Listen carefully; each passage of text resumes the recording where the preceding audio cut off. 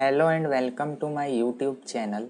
आज हम स्टार्ट करने जा रहे हैं स्टैंडर्ड 8th का साइंस और आज का हमारा नया चैप्टर रहेगा लाइट।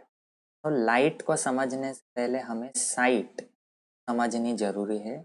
साइट मतलब क्या? साइट वो एक हमारा सेंस ऑर्गन है जिसे हम आईज भी बोलते हैं। तो ये जो आईज है या तो हमारी आंखें है, वो सबसे इम्पॉर्टेंट सेंस ऑर्गन है हमारी ह्यूमन बॉडी का, क्योंकि इसी आँखों की वजह से हम सारी नेचर में आई हुई चीज़ें देख सकते हैं।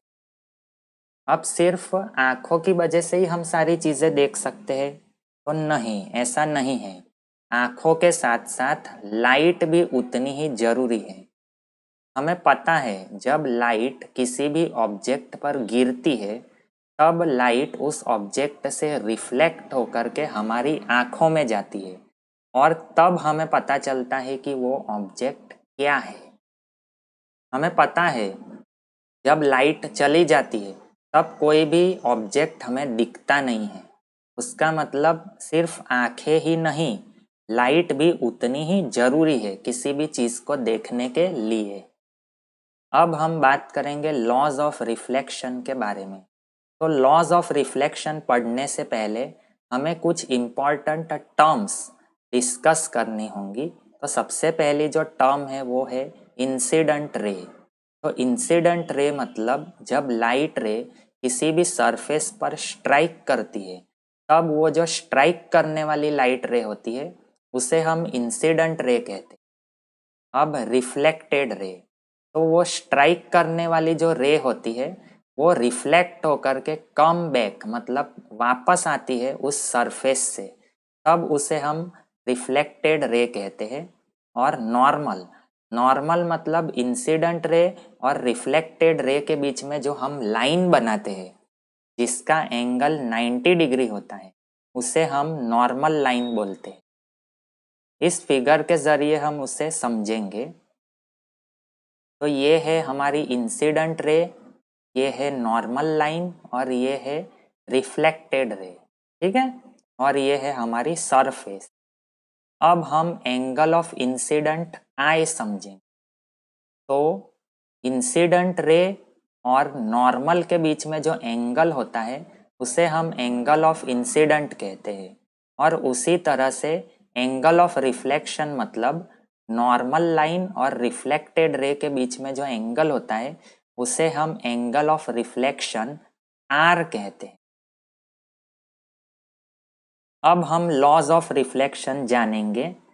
तो लॉज ऑफ रिफ्लेक्शन में पहला लॉ है angle of incident is always equal to angle of reflection.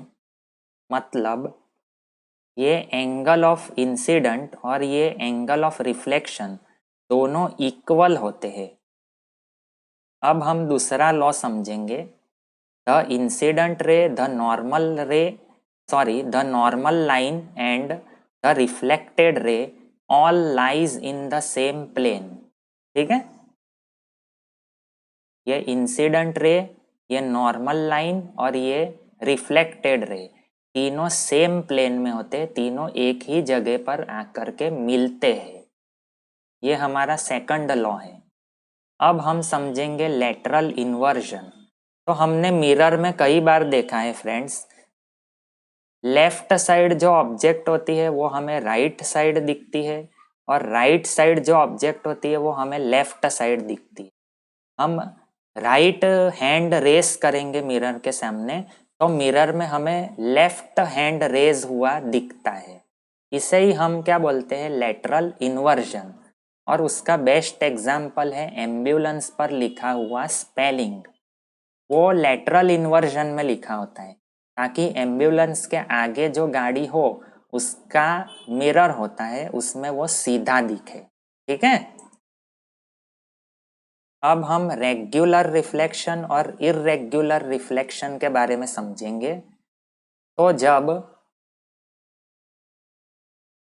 Incident raise, तो हमें पता है कि वो पैरेलल ही गिरती है किसी भी ऑब्जेक्ट पर, लेकिन जब वो रिफ्लेक्ट होकर के भी पैरेलल ही ट्रैवल करती है तब हम उस रिफ्लेक्शन को रेगुलर रिफ्लेक्शन बोलते हैं।